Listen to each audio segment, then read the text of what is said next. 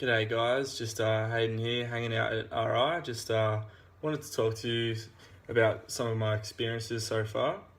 What I've seen a lot so far in Singapore's outdoor education programs is that they have an emphasis for team building, forming communities, connecting people together, and creating resilience within their future generations. The artificial caving facilities at the Labrador Ministry of Education Centre that we went to last week is a great tool that these programs utilise to achieve their aims and objectives. Although artificial, I found that the caves still suited what the program was trying to achieve and easily adapted to students' ability and comfort levels in close proximity and with no sight.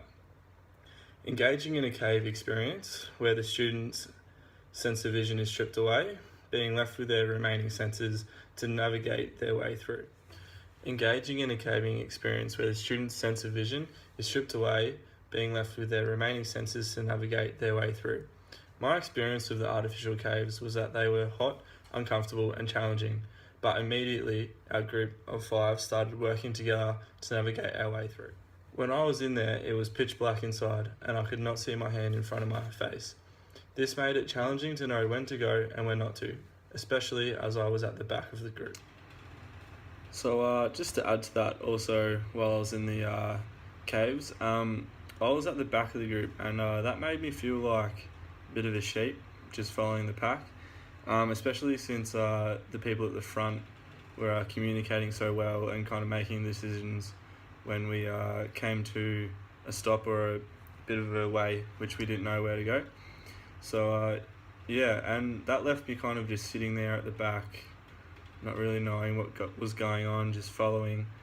And yeah, I could really relate that to being on a hike in outdoor ed. Sometimes just being at the back, following, not really knowing where you're going, where the people at the front are making most of the decisions. And so that's how I can relate that back to outdoor ed. So the implications, I think, for the caving is just that it builds that teamwork and communication within a group, and also being in that really close proximity. It's great for groups who aren't really that close together, like the individuals, and so that also is really, especially in our first year with a few hikes, that was just so we could get to know each other, be comfortable in the bush. I feel like the caves suit that purpose as well. Younger kids getting together, or even older,